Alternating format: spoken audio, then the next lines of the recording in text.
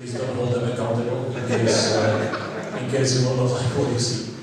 Alright. There is no presentation without ChatGPT now, so but I promise it's just this one slide.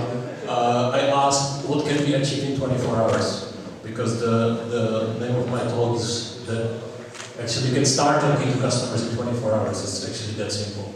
It's not a brain surgery. So I'm going to be actually sharing experience from two different environments, from B2B as well as from B2C, and two quite different companies.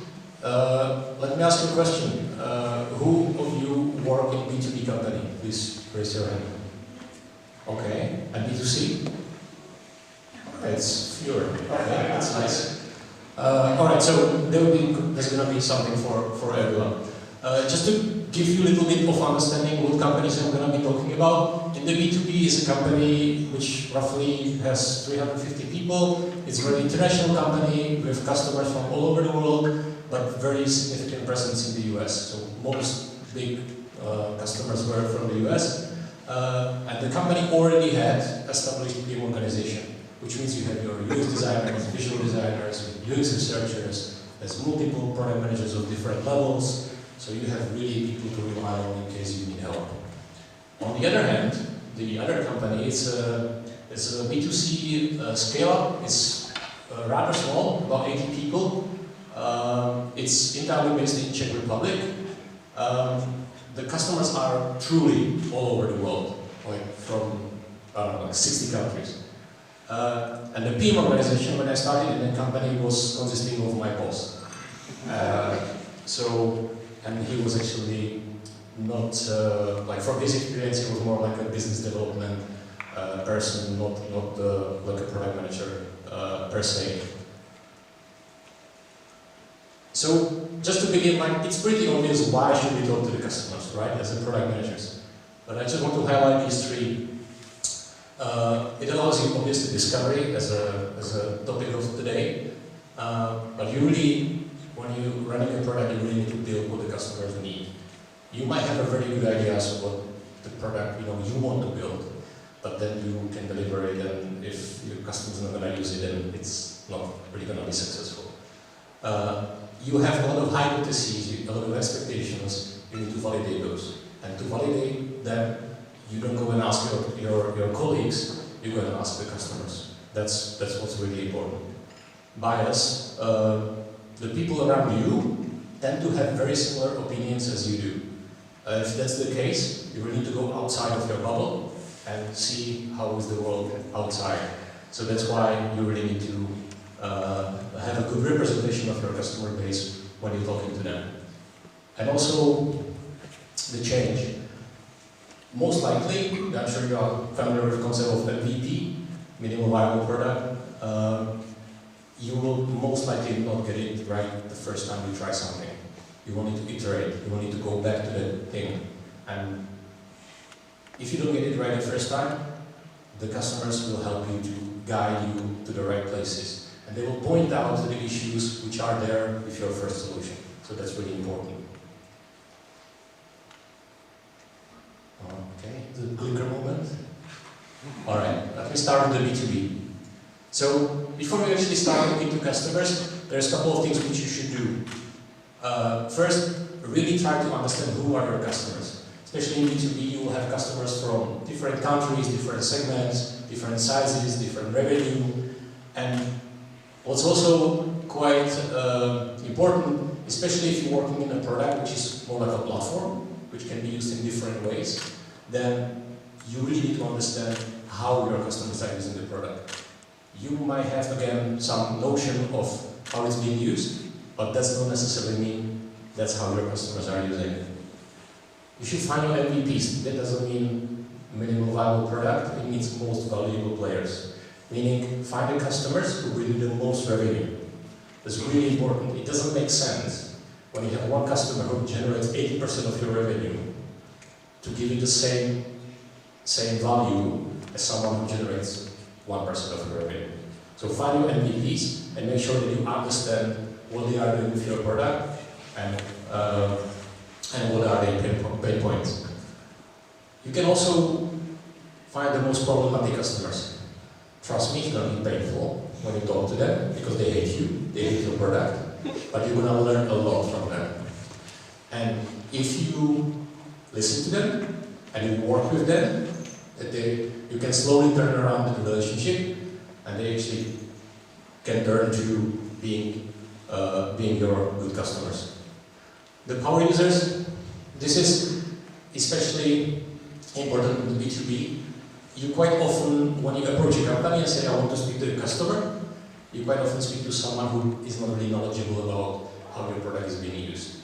You really need to find someone who knows what they're talking about, someone who spends daily their time in your product. That's important.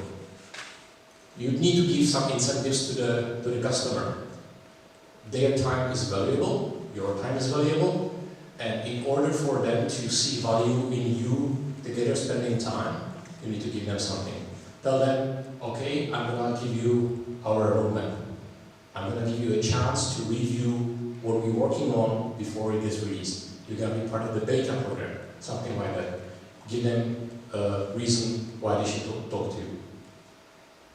And if your product is B2B2C, quite often you don't get to speak to the end user, to the true end user. Let me give you an example. If you go to KFC, now you don't go to the counter and order your chicken there. You go to the kiosk and you click on the product. KFC doesn't develop that. They don't, they do chicken, right? They don't do the software and the kiosk. They have a company which builds it for them. If the company goes to KFC and says, how do you like my product? They say, fantastic. We were able to increase the order process. We could get rid of 2 people from each, we are saving money. It's perfect, love it. If you go to the customer and say, oh, well, the UI is a bit finicky and I'm not really sure if I have 2 slices of, cheese and whatever. So, you know what I mean. Okay, so how to start actually talking to B2B customers? Really try to be genuine. We are talking people to people, right? So try to be as much as a person. Try to be really, really genuine when you talk to your counterparts in the other company. As a first session with the customer, ask them to show you how they use the product. To really do a walkthrough how they use the product. This is for you to understand how the product is truly being used. You can learn a lot already by doing that. Have them to list the problems and prioritize them. If they give you 5 problems, then okay, which one is the most important one? Again, it gives you understanding of what's the most painful thing. One thing which will be very difficult, but do not let them describe the solutions. Very often they will jump into solutions. The issue is you are not solving the issue only for them, you are solving it for all your customers. So you need to understand the problem, you need to understand what's the pain point. If you understand it very well, then you will offer them, together with your team, you will offer them a solution. You should set up the regular call as often as needed. I spoke to some customers every 2 weeks. I spoke to some customers on a quarterly basis as needed. They probably not going to talk to you every week. That would probably be too much. And things don't happen that quickly in the B2B. That is from my experience. So, as often you need. It's good to have someone with you, usually UX designer or even engineer, if that's someone who is not scared to talk to customers from engineers, take them with you. They have different perspective than you can discuss together. It's a really good thing. And one thing which is very important, build relationships. In B2B, you really try to build a relationship with that customer. It's different in B2C, I'm going to talk about it, but here, you really try to find that connection with that customer and nurture it. Okay, you should definitely record a session. It's going to help you because there's no point in you during the call trying to make a notes. You're not going to focus on both things at the same time. Focus on the customer, focus on what they are saying, have the tool, whatever, Zoom, Meet, record a session, and then you can get to it later. You should share the findings and what you discussed with the team. I'm not saying that you should tell them everything you discussed, but make some notes of most important items and share them the context of what you were talking about, what are the issues. You should consider course of action. Consider, meaning consideration is also, the result of consideration might be that you're not gonna do anything about it, right? Because the issue is there for one customer only, doesn't apply to anyone else, doesn't mean that you will go and change your roadmap because of the one customer. You will tell them later. That's the take action, give feedback. You will give the feedback on the next session to the customer. In my experience, even if you tell them we're not going to do anything about it, thank you for sharing, but this is not where we are investing at the moment, they will take it. They understand that you have a business to run and they are not the only customer. Obviously, if this is the most valuable player, they might not understand that well, but that's the life of the product manager. Of course, you can say, yes, this is very valid, this is urgent, we need to start making action of that, so you can already start developing a solution for that. You basically need to take some action. Why am I pointing this like this?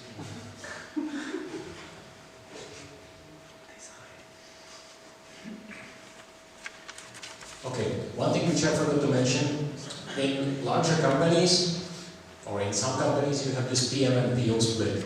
So PM is someone who talks to the customer, right? Is more like focused on roadmap and strategy and vision and stuff like that. And PO is someone who works more with the team, doing the scrum ceremonies and stand-ups and groomings.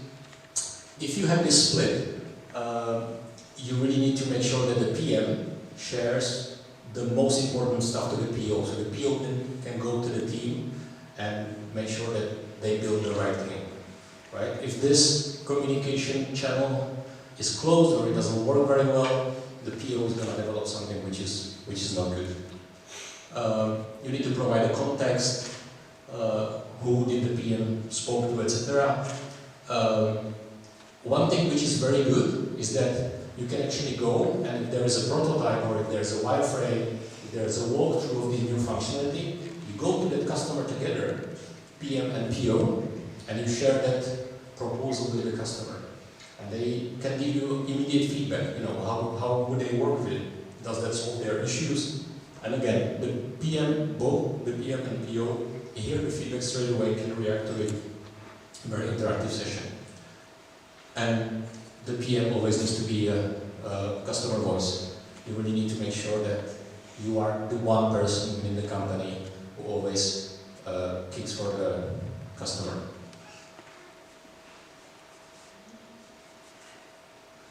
This truly is not very good, this book.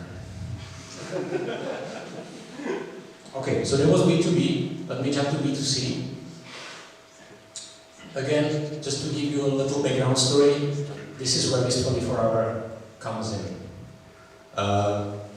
We were building a funnel, so we had at the top of the funnel, some acquisition where you gain customers through performance marketing or your regular traffic on the website, all the way to having them subscribe for trial and then having them to buy your product.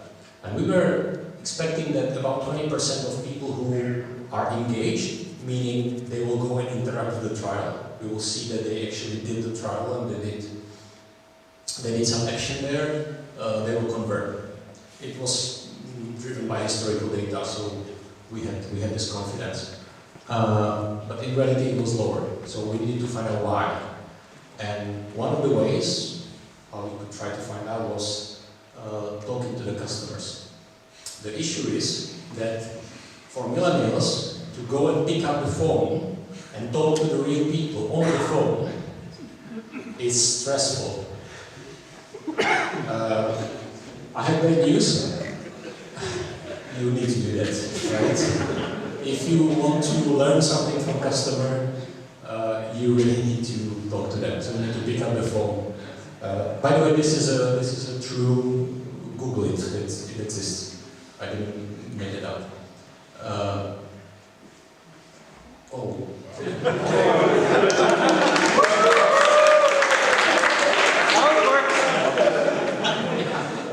Thank you very much. There was one dog.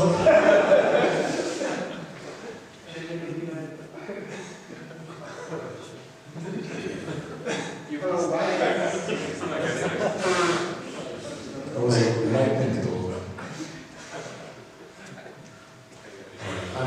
I give up on this already.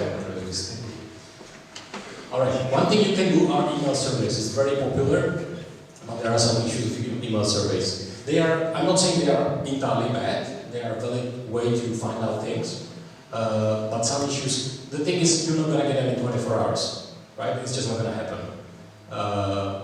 It takes time to prepare. Okay, it can be prepared in 1 hour, but the result is not going to be very good. If you want to do a good one, you really need to have someone who knows what they're doing. You know, there are things like whether the question is open, whether it's closed, how many options do you have, what the scale, you know, the question can't be leading and stuff like that. There are people who have education in that field, I don't. Therefore, my surveys are not very good. Anyway, what actually, let me make one turn here. This is a case for someone who is single-man army in your company, or even like if it's just yours. If you basically don't have anyone to go to and say, okay, please make me a good survey, good email survey, right? So this is where these tips are for. Okay, the response rate is also quite low, which means if you are in B2C and you want to have somewhat good number of responses, you need to send an email to like, I don't know, maybe 20,000 people. You know, you need to get 20,000 email addresses. It might be easy, it might not, but it's definitely something which takes time. You might get biased results. You get results from people who are extremely happy with your product. You get people who are extremely unhappy with your product. And you get results from people who like to fill surveys. You also get quantitative and qualitative data as part of survey. It depends on what you ask. The issue is that some people, especially people from management, they tend to represent qualitative data as quantitative. Meaning, if 3 out of 10 people said that we love your product, they say 30% of people love our product. That's not true. That's not how data works, right? So you see what I mean. And the thing is, and that's for me one of the biggest issues, you only get the answers to what you are asking for.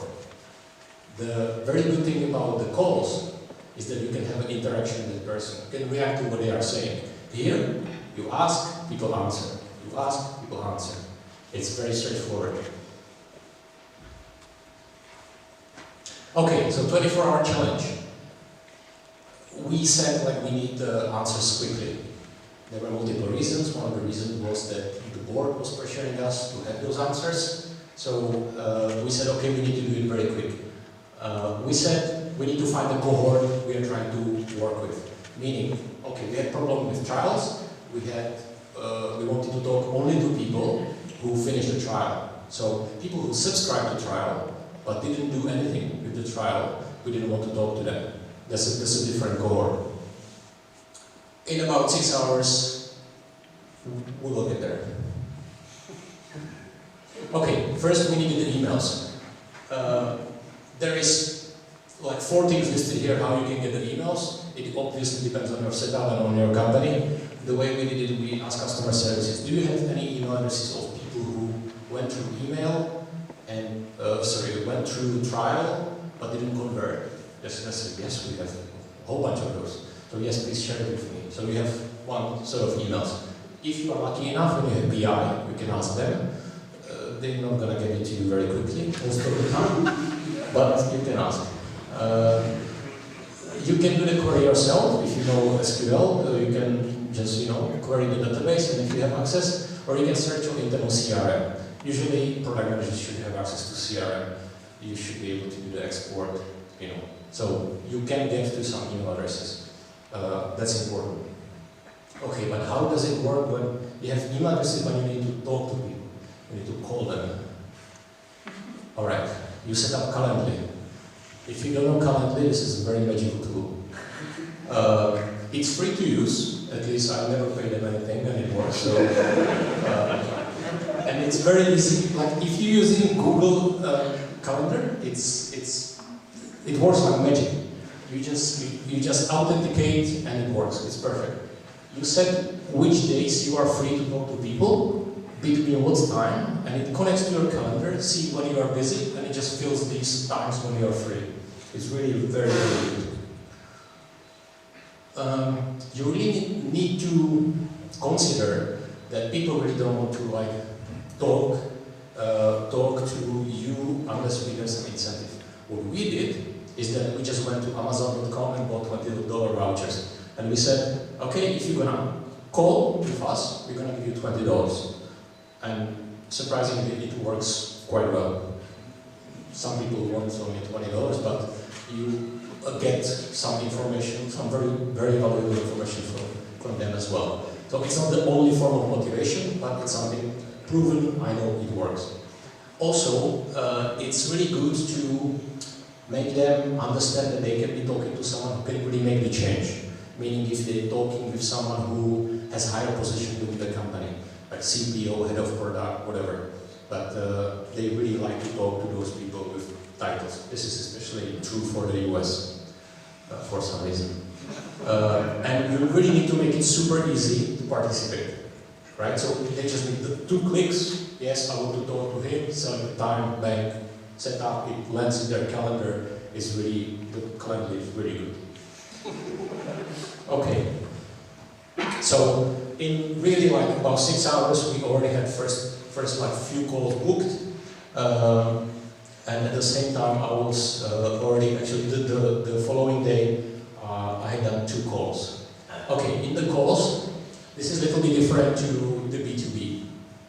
In B2C, you need to realize that most of the time you're going to be talking to these people only once, right? It's not a regular call. You're not trying to build a relationship here, but you still need to be genuine. And here, I would even say, like, you don't need to have a structure. Ask them what you need to know, and then let them speak. In my example, I told them, okay, I see that you have interacted with the trial, but you didn't buy. Why? And then they would start talking about how life happened, and how they are still evaluating the other product, and because it's cycling and their leg hurts, you know. But you would give me some insight and information about why maybe 2 weeks trial, and then pushing them to purchase during those last few days might not be the greatest strategy here. If you want, and sometimes you know, people get nervous during these calls, it's good to have some structure in front of you, like some questions which you want to ask them. But don't feel like it needs to be, it's not a sales call, right? You don't need to follow a script, but really be open and react to what you hear. On every call, you really learn something. That was something which even surprised me. You are sometimes like you are just surprised of what you hear and what different issues people have with your product. And in this case, truly try to do the call alone. If you have 5 other people being on the call with one B2C customer, they will really get intimidated. It's not a good, they will think like you are part of some weird sociological study. So we did some calls already in a couple of hours, in the next day when we started to use the Calendly, we had about 8 calls done, which I actually did 8 calls. So what are the outcomes? The basics are essentially the same as B2B, I covered that. In B2C, you're really trying to find the similarities and the patterns, and they will start appearing. With more people you talk, then you will see where your weak points are.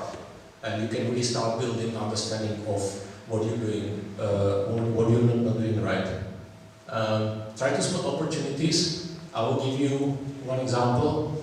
I talk about these $20 vouchers, and when people talk to me and say, I really like your product, I just didn't make the decision to buy it yet. At the end, I thanked them and I said, that's very nice, thank you for talking to me. We promised the $20 voucher, but I have another thing. If you want, I will give you 30% discount on our annual subscription. And they thought, okay. And I sold 5 annual subscriptions during this course. Right? So try to find, I'm not saying these salespeople, but you know, your boss will love you for that. Make this a habit. If you are someone in the leading position, you really need to make sure that your team is doing that. They talk to the customers.